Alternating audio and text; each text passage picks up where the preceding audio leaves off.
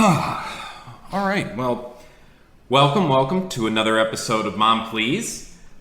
Today, we are broadcasting to you from an undisclosed location for reasons that may or may not be relevant later. Just saying. Right. I'm your host, Eric Joseph, and I'm joined by my lovely co-host, Carol Stram. Hey. And today, we are here to answer the age-old question, pot Or not. So, what do you think? Well, I think we want to talk about marijuana a little bit because it's maybe a difficult subject for an adult, child, and a parent to talk about. We probably have very differing opinions on this, and we may have had different experiences as well. So Right. we think that it's relevant to talk about in that regard. So we decided to start this campaign off with a review of the 1936 movie Reefer Madness. And so I had an opportunity to watch it years ago, but I also had an opportunity to watch it just recently again to refresh my memory. Eric just watched it very recently. Yeah, it's a wild movie. And it's crazy. Essentially, in 1936, what's happening in the United States is that there's this huge movement to demonize pot. Right. And the smoking of pot, and really trying to create a negative opinion. And so imagine in 1936, the only way that you got your news was that, because there's no television, you go to the movie theater every weekend. Right. And they have these reels or clips on what's happening in the world. And so they created Reefer Madness to be this dramatization of what could happen to humans if they decided to smoke pot, and it's centered around teenagers. But at any rate, within 2 years of that very broadcast situation, pot gets banned in the United States in 1938. So Right. I'm just curious about your impression of the movie itself. Well, the movie itself is wild. So it kind of follows the story of a couple of young kids, seem to be high schoolers, I think, who kind of fall in with the wrong crowd. They start hanging out with a couple of undesirables, I suppose, who are pushing these marijuana cigarettes on the youths. Right? So they get involved in smoking marijuana. A couple of different crimes happen. There's one crime where there's a hit and run. One of the kids smokes and then drives a car and hits somebody on the road. And that 1930s era acting is pretty funny, by the way, as well. Because the guy, he goes by the guy, and it clearly he doesn't hit the guy, and he just falls over like, oh. I'm like, okay, all right. But anyway, so that's one of the things that happen. Another thing that happens is one of the kids' girlfriend comes upon him while he's in like a marijuana smoking den.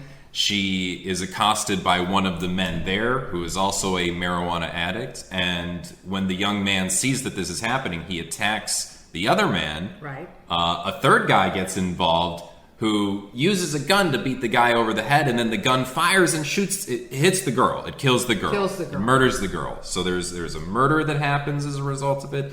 And then the kid is like on trial.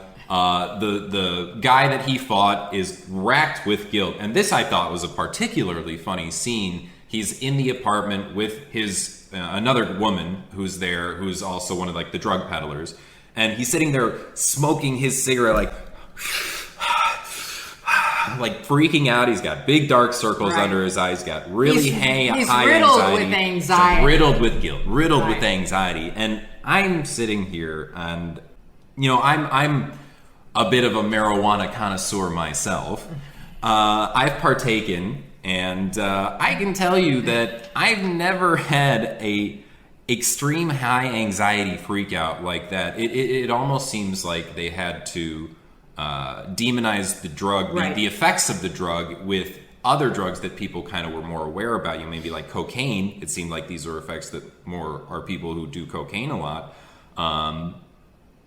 They had to completely lie about it to make it seem like it was a bad drug. And it's interesting because I think one of the main proponents of the illegalization movement or the prohibition movement was this guy, Harry J. Anslinger, who was the leader of the Federal Bureau of Drugs and Narcotics at the time.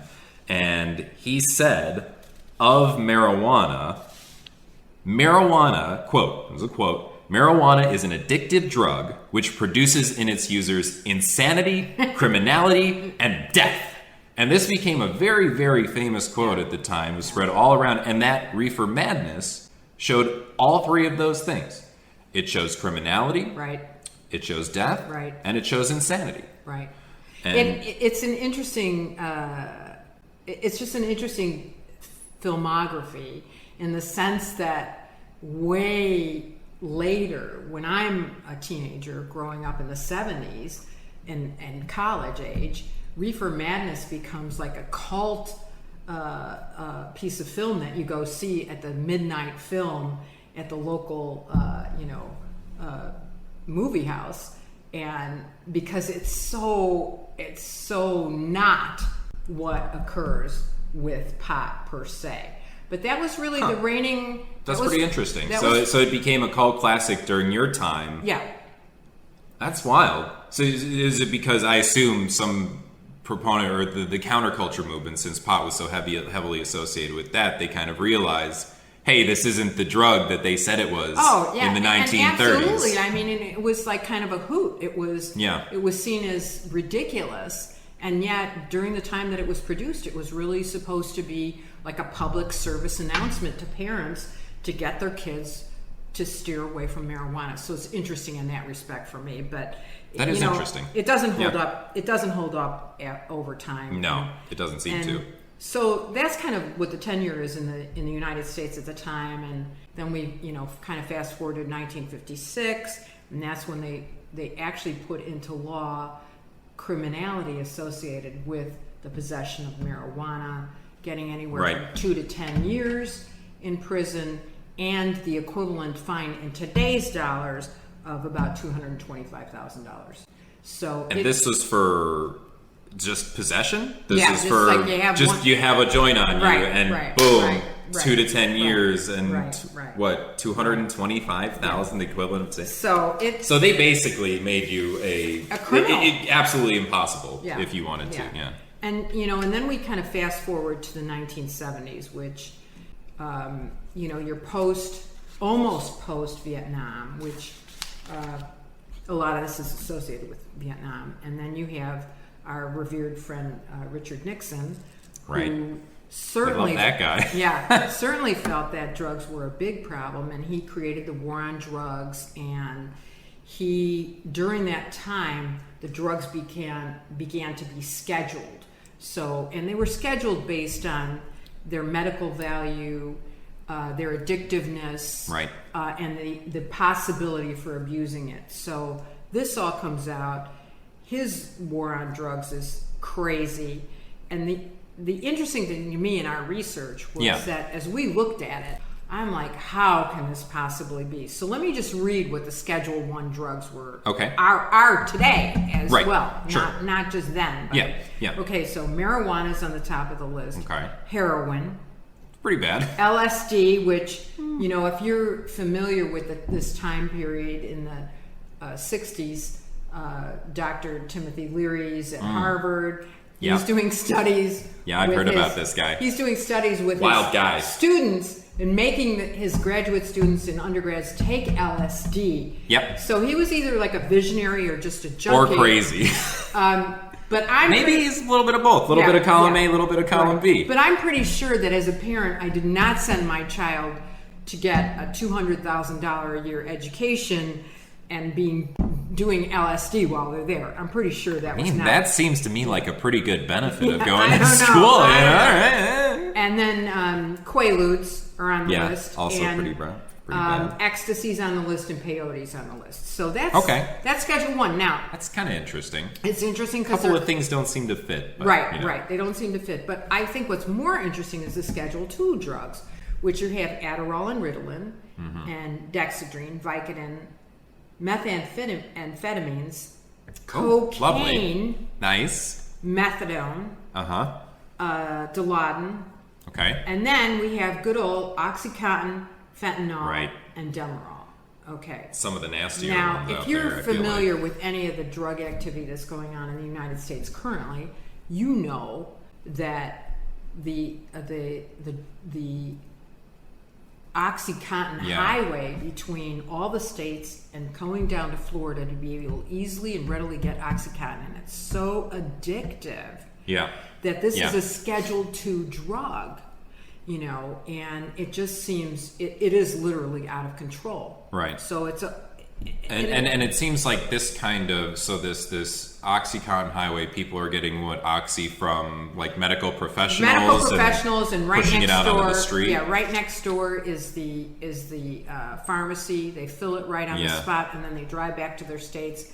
And either they take it themselves or they're selling it for street value. I'm not really sure. In my research, this is. I'm sorry, I want to stop you for a second. Go ahead. In my research, this is something that I just want to note when talking about legalization of any substance. It's really, really important to consider the ramifications that might have down the road to people who are prescribed this, and then people who might become recreational users of the drug because it's more prescribed to people. There has actually been a noted increase in young people getting addicted to like narcotics medications or opioids, right. because opioids were prescribed in such high amounts, right. Throughout like the 2000s and 2010s. Right. So there is a noticeable uptick generally when you see prescriptions being written, because it puts it in the hands of more people. It allows more people access to it. So I do want to note that that's kind of something really important to consider. Well, and you in this also whole have to conversation. consider the fact that when you're on a prescription medication like that, you could go to Dr. A, Dr. B, Dr. C, and nobody is any of the wiser that you've done that. Is that really true? Well, I mean, they don't like communicate with each other. I don't believe that they do. So I didn't even know that. So you can get your hands on this stuff. There's no question about that. Yeah. Anyway, and then the only note I'll make about Schedule III is ketamine is on that. Right. And that's used currently, to get yourself off of other medications and off of substance abuse. Right. And it's also been a problem, and most recently what we had Matthew Perry, yeah. died, I think, as a result of a heart attack, from what I understand, associated with ketamine. He was in a hot tub. He was on ketamine. He was on it for therapeutic reasons. Absolutely, it's a drug that's supposed to help you. Right. But from what I understand, this dosage wouldn't have been considered part of his therapy. So this was like a recreational foray into it. And this stuff is kind of a little bit spooky to me. I've heard about ketamine because I looked into a little bit about this when Matthew Perry did pass. My wife is like a huge Friends fan, so she was actually really sad about it when it happened. And when you take ketamine, it can, if you take too much of it, produce a state which is known as a K-hole. And a K-hole is apparently when you essentially lose function of your motor control. So like your body doesn't work the way that you want it to. But you are apparently fairly lucid while this is happening. So thinking about what happened to him, he probably got pretty lightheaded in the hot tub. Drowned. Probably couldn't control himself the way he wanted to get out of the hot tub, and then kind of drowned as a result of it. And that seems really, really... I have seen there are therapeutic uses of this, but it's like anything. You got to be very careful. Yeah. Right? Yeah. And it's just, one mistake costs a life. It can. It can. Yeah. But, really, circling back, the purpose of our conversation today is really to talk about pot or not.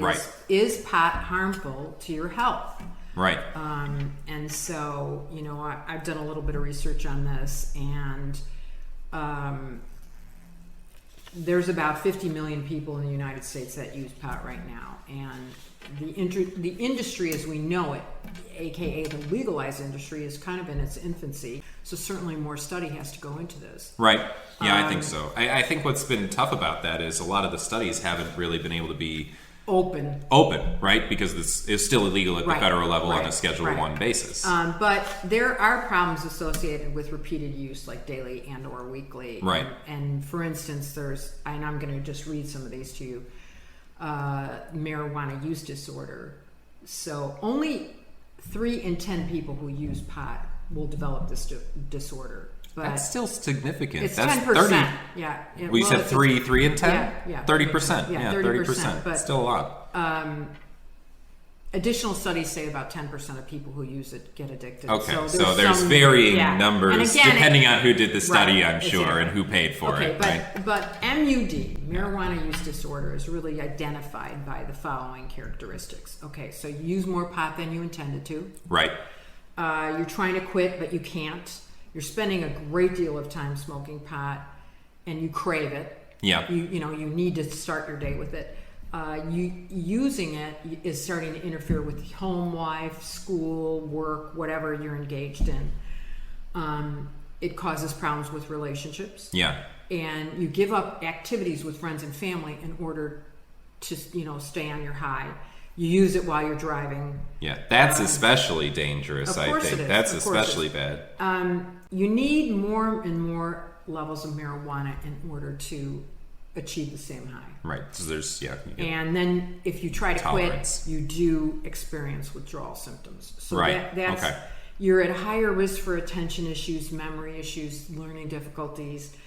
You all remember that kid you knew growing up who smoked too much pot. They were, like a burnout. Yeah. Right? You all know that burnout kid. Well, that's a real thing. Yeah.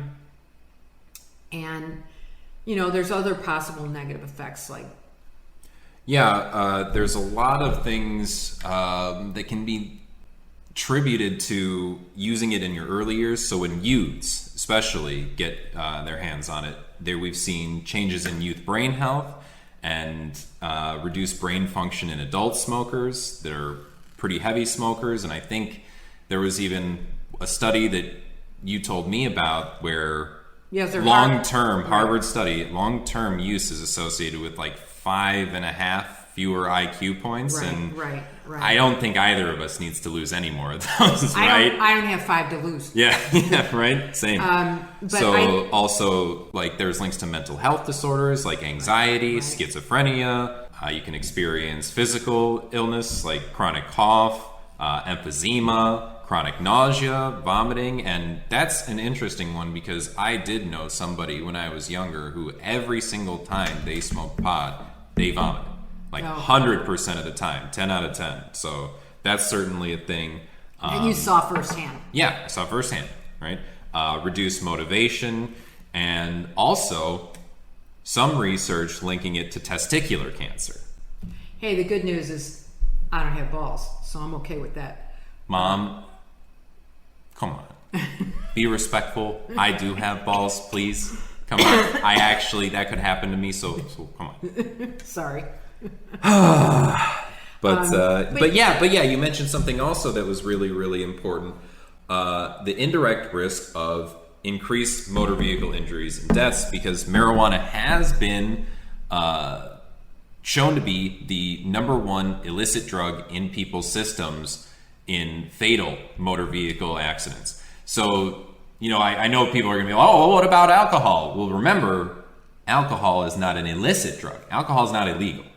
So that's ignoring alcohol. So in every other drug, though, marijuana is the #1 associated with these fatal accidents, which that's scary to me because I think that car accidents are one of the most likely ways for people to die, or one of the highest adverse risk deaths in our society, at least as Americans. So that's concerning. That's very concerning. Well, and if you're pregnant, there's low birth rates. There's abnormal neurological development in babies. There's secondhand Hopefully smoke. there aren't a lot of babies smoking pot. Not yet. And then there's, CHS, which is... Now, what's that? That's the chronic nausea and vomiting. Oh, yeah. Okay. Okay. And, there's mania. Yep. There's lots of stuff associated with, keep in mind, the chronic and persistent use Right. of pot. over And there's time. also- Did we mention this that, early pot, like the pot Yeah. in the 70s when I'm growing up, is like, comes from Colombia. It's Okay. mostly, it's leaves. Oh, it's coming seeds. from like the Medellin cartel, Yeah, it's, Sinaloa. Right. I've seen Narcos. Right. It's got a lot of stuff in it. So the potency of the THC, which is, the thing that gives you that like hallucinogenic, Yeah. that is like between 1% and 4%. Nowadays, Okay, so that's pretty low. Nowadays, because this industry has moved to the United States essentially, and it's all leafy and beautiful, it's anywhere up to 30%, like around 18 to 30%. So I've seen that. It's much more potent. So I don't know that I have a good handle on how that's different, essentially, because I wouldn't classify myself as a pot smoker user at this point. From what I understand, generally, this is a general rule, not always the case. Some people swear by the terpenes or other things in the marijuana, but the THC value generally is correlated with the strength. Mm-hmm. And like I said, that's not 100% true, but if you have something that's 1% THC content versus something that's 30% THC content, the thing that's 30% THC content is going to be way, way more psychoactive than the thing that's 1% THC content. Okay. Like there are 1% strains out in the world, and that would be hemp. That'd be the thing that we use for like making rope and clothing and all this other stuff, oils, lotions. Like that's what you use like a 1% strain for. You don't smoke it. Okay. So that's all the stuff that's not great about pot. Yeah. Right? Okay. Right. But there are things that are beneficial about pot that I think we should talk about. Like, what do you think is beneficial about pot? Well, you don't get a hangover. That is actually, that I really like about pot. One of the reasons why I don't really drink alcohol a lot is I get really, really bad migraine headaches, really awful hangovers from it. And especially since I turned 30 a number of years ago, it turns really fast. You start getting these headaches. Try to be my age. Right, exactly. Okay, so that's good. That's nice. Okay, so, and then there's the medically prescribed benefits for anybody who's in cancer treatment. Yeah. It has had chemotherapy. It reduces nausea. It makes these folks feel way better than they normally have. And there's really been a whole lot of drugs that they've given these folks that have not been as successful as medical marijuana in that respect. I also think in therapy, it's a great sedative. It's psychoactive. It reduces inflammation. It just has a medical value that I think we've dismissed for a very, very long time. Right. Right. Okay. Yeah. And then I think for the most part, I think we generally have now embraced that medical value for the most part. I think it's something like 38 out of the 50 states are legal for medical marijuana. Right. So that's what, 75%? That's like a vast majority of the country, right? Right. So that's good. That I think we've kind of answered that question. Right. almost. And then there's myths about marijuana that we should talk about. Okay, so there was a thought that if you legalize marijuana, then this opioid problem would go away because it would lessen the usage of opioids, and that has not happened. So marijuana and opiates have no... They don't have any relationship. They have no relationship. No real relationship. Okay. And in my day, parents would be like crying if you smoked a joint because they'd be like, "Oh my gosh, now you're going to do cocaine. Now you're going to do LSD." The gateway drug argument. Right. Yeah, I remember. Right. I remember back when I was a kid, we had DARE. We had don't do drugs, never, right? Ever smoke. I could marijuana. sing that. I could rap that song. I have no attitude, right? But yeah, the crazy thing about that was I think they did studies on that program later that showed that people were actually like way more likely to do drugs if they had experienced the DARE anti-drug program. Well, I don't know if that's true, but that's kind of funny. That's what I heard. Look it up. Okay. Google it, audience. That's your job. Okay. And then there is no evidence whatsoever of overdosing on marijuana. Right. We have not ever medically had a case of somebody dying from case of someone overdose on marijuana. Right. So though I heard that there's more cases now of like toxic ingestions in like kids. Yeah, right. And, like, because it's more available in households now. Yeah. You know, it's like you didn't lock up your gun. Yeah. No, actually, right. I saw a really recent article that was a woman who her kid got into her weed edibles, and she was like, "Oh no, those candies that I paid $50 for, those freeze fried Skittles that I paid $50 a bag for, those couldn't have THC in them. That can't have pot in it." I certainly have a question about that. Get your kids taken away that way. I feel like there's all these things associated with smoking. There's COPD, there's lung cancer, there's all kinds of respiratory bronchitis. All like kinds throat of cancer. Yeah, all kinds of stuff associating with smoking. So I'm just curious as to why there really isn't more usage of the gummy. Now that you mean like edibles? Yeah. Okay, so you're less of a enjoyer than I am. I think I can answer this a little bit better. So there's like different periods of time that it takes for the effects to take place between smoking, vaping, doing it other ways, and then eating an edible. And eating an edible is like the absolute slowest. Are any of the ways to putting it experience up your butt? I think we do that with alcohol, but I don't think we do that with pot. I wasn't sure. Mom, are you trying to smoke through your butt, Mom? That's not how you do it. I just wasn't sure. That's not how you do it. I wasn't sure. Okay, just making sure. So yeah, like if you vape it, or if you do what the kids call like dabs or shatter, which is like a resin kind of concentrate, it's kind of more like a hashish.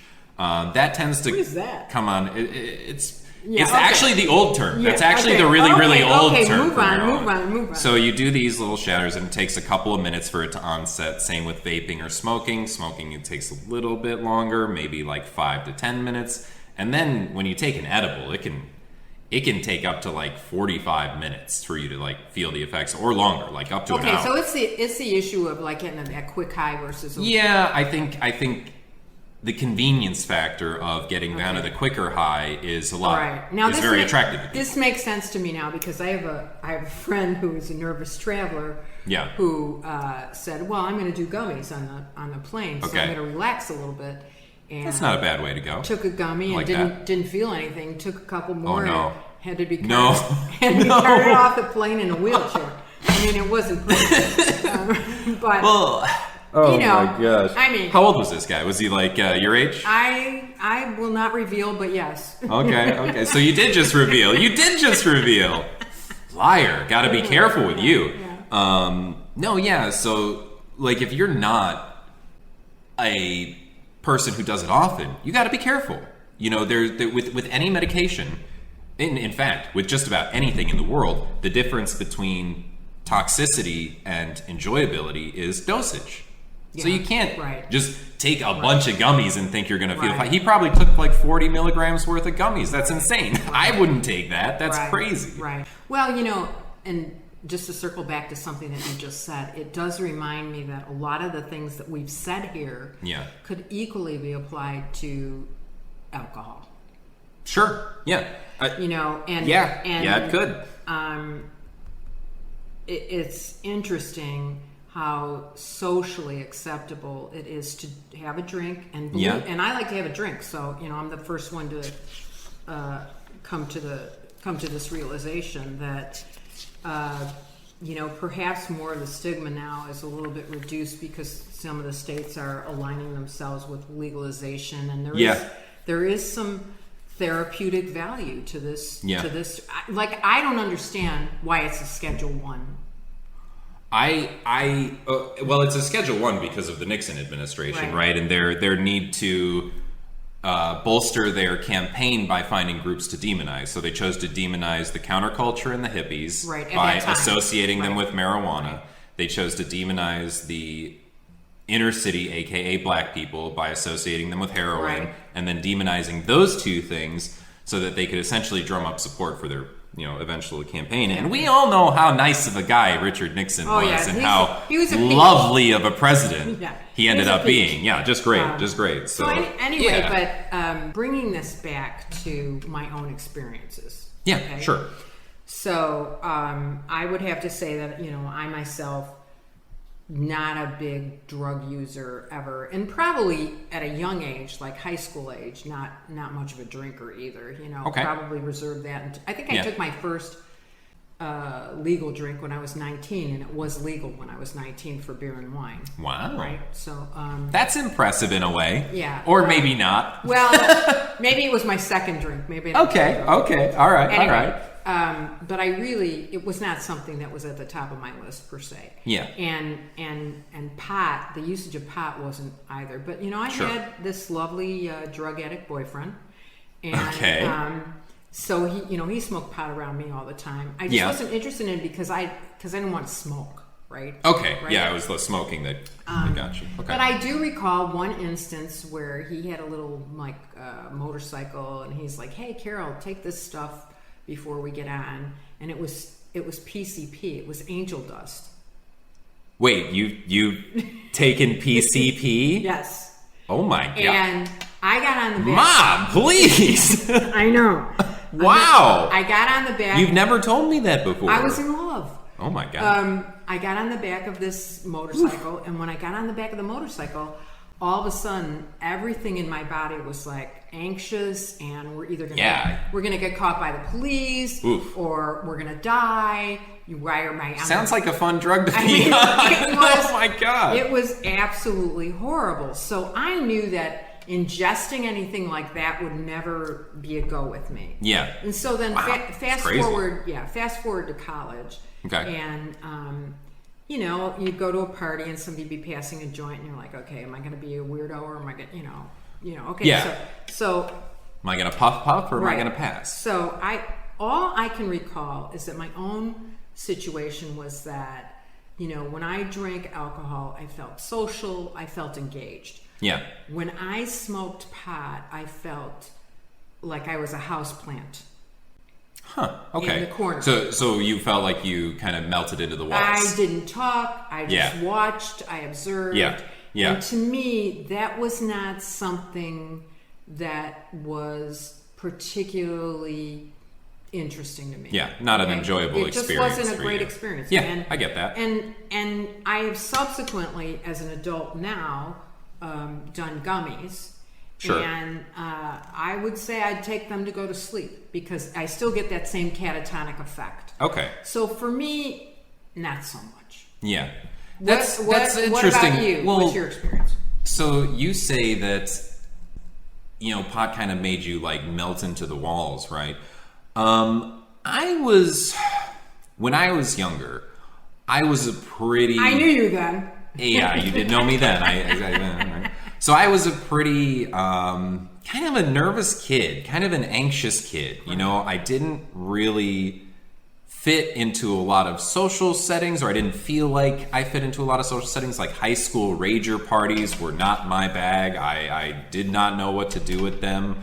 I remember one party where I was like climbing the social ladder a little bit, and I managed to get into like a cool kids party. And the very first thing I do at this party is get a little bit too much alcohol in me and throw up all over the beer pong table. That is fabulous. Great. Now, that's not like the best situation. So I had a lot of social anxiety. I felt like maybe people weren't too keen on me, didn't really like me that much. And eventually, I started smoking a bit later, not really until college. But it made me feel a little bit more mellow. It made me feel a little bit more even-tempered. It made me less concerned with worrying what other people thought about me as I was kind of just existing, going about my life. So I felt like I could connect with people more. I felt like I could more easily talk to people. So for me, it basically had the opposite effect, which I think that's what researchers are starting to figure out now, is that the variety of different experiences that people can have with marijuana and with CBD or THC is a wide spectrum. There are a lot of different ways that people can experience this and the ways that it can affect them. So whereas you, it made you essentially less social and go inward. Yeah, right. For me, it made me go outward. outward Now, and made me more social. How did you feel about though your use of the drug? Did you feel you abused it in any way at any point?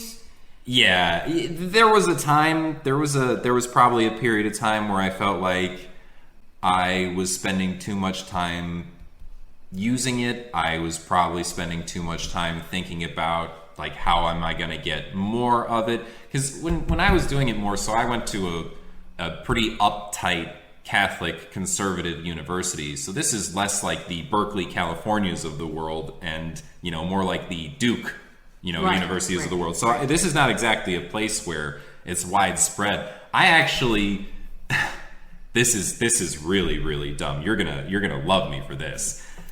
I bought weed off Craigslist. You remember Craigslist, right? I didn't know you could get weed. I didn't know you could get weed off Craigslist either. But me knowing that my dealer had just recently gotten pinched by like the campus police, right? So I needed a place to get my drugs, So I went on the internet. This is like in 2009 or 2010 maybe or something like that. I go on the internet, the almighty internet. I search, how do you buy weed if you don't know how to buy weed? Basically, right?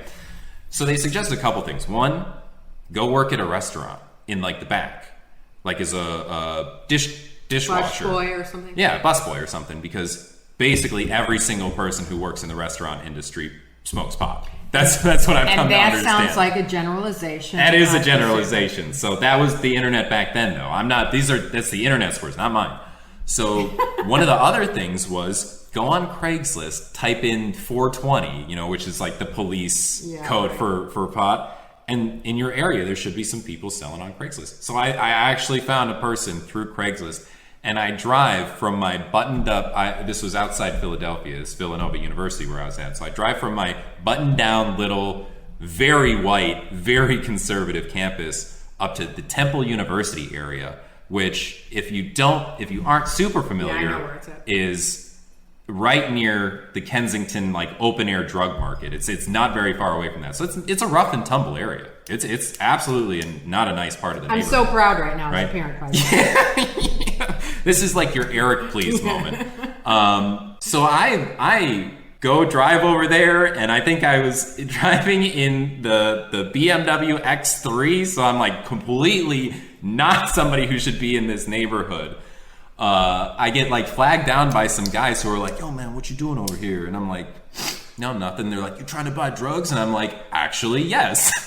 Now, I didn't buy drugs from these guys because they were not the guy I was supposed to meet. I eventually drove a little bit down the block, met my guy. I made sure to tell him, hey, you might want to be careful. There are some other guys down the street who are also selling drugs. And wait, this was just all for marijuana. Yeah, this was all for marijuana. But this is why it needs to be legalized, because why are you making little, pretty sheltered white kids drive into the inner city to get a drug that should be legal for everyone, right? Okay. So it made you feel better. So yeah, and you got through the what you would call abuse, or yes, I eventually kind of got through the abuse. And what was the impact of legalization on your usage? I mean, I think it made me use less. Because I think, once it's legalized, you can walk into a dispensary and it's a pretty nice setup. Yeah, it's like it's like a little shop. It's a little boutique. They have all sorts of products out there for you. You don't feel like a criminal for using it. Right. You know that the police aren't going to give you a hard time for using it. You know that socially the stigma might still be there for some people, but generally there are ways nowadays to get around that. Like, for example, I have completely quit like smoking marijuana, and I have moved on to vaping, and I have like a little vaporizer pen that, if I used it right here in front of you, you really wouldn't be able to tell that that's marijuana.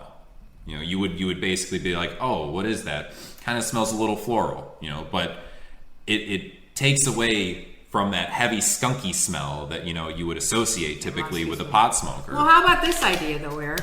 Yeah. I was thinking that, in you got something there. Yeah, in utilization of this fine conversation. Ooh, what is this? These are some gummies. You brought the gummies. You brought them. I think we should- let's go. Look at Here, that. cheers. Yeah, right. Cheers. Oh, Mom, please. Yeah. That's like 3 Mom Pleases this episode. That's Wow. good. Well, Banner okay. episode. So let me get back to. They're tasty too, I must admit. They are pretty good. Is that like watermelon? Green apple? Maybe? Green apple, I think. It's good. Anyway, my feeling is not for me. Yeah. Maybe there's a usage for gummies for me in my life, in terms of sleeping and stuff like that, calming me down. Sure. But I think it's essentially, I'd have to say that I'd come in on the side that pot's safe if it's utilized in a way that you're not dependent on smoking. Yeah. And that you can't function in your everyday life unless you smoke. Right. Which can absolutely happen. I had a period of time myself where it was not great. I think the medical benefits of marijuana are just great to relieve symptoms for, cancer patients. And I think it's going to be good in psychotherapy. Yeah. I think it does have to be controlled for those folks. And so they're not self-medicating. And I really do think is the chronic usage of pot any different than the chronic I see what you did there. Chronic usage of pot. Yeah, chronic. Chronic usage of pot is any really different than alcohol. So I think chronic usage of pot is way better than alcohol. I feel know like you do. Strictly like you won't get physically dependent on weed the same way you will on alcohol. Like if you went from having 20 drinks a day to having 0, you might die. Yeah, no, that is true. So that's actually pretty serious. So I'd say at the end of the day, for me, I'm all in on the pot. Yep. Okay. All right. right. So I say yes to the pot, but not around the kiddies because of their brain development. So just not around the kiddies. Yeah, I agree. So that's my take. Yeah. I think I agree generally with it. I think that if you're an adult, if you're 21 years old, which is what the legal age is in most of these states I think all the states that have legalized for recreational use, then I think people should be allowed to use it. There are people that will say, well, if you say that, well, what do you think about why not legalize heroin? Why not legalize this? And it's not the same. It's not the same. And I'm going to point to something because everybody loves to go to Portugal and say, look at them. They decriminalized all drugs in 2001 and they haven't had any problems, right? That might not actually be correct. There are reports that are saying that small pockets of Portugal have now become kind of like heroin dens, or at least there is increased heroin usage in these certain areas. So there are examples out there showing us that if you just decriminalize something, and even if you give people like a safe place to do it, like these drug clinics that you see in Canada or in Portugal, then that's not necessarily a guarantee that you will reduce the amount of people that use some of these more dangerous drugs. Right. So, well, I mean, circling back, yeah, I'm all in, but not around the kids, children. Not around the children. And that's all I have to say about that. Yeah. We should sign off because in about 25 minutes, I'm going to be a couch potato. All right. Sounds good, Mom. Hey, well, thank you again for joining me for this conversation. Thank you, audience, for joining us. We really appreciate it. Please take the time, hit that like and subscribe button. Make sure to send us to your friends. Tell them about us. We're going to have all sorts of interesting conversations, just like this one we had in our last conversation. We're continuing it, hopefully getting at least an episode out a month, so you can check us out pretty much every month for a new episode. So, we'll be signing off with our answer to the question, to pot or not. Yes. Thumbs up. Don't do it if you're a kid. Stay away from drugs. Stay in school. Okay, great.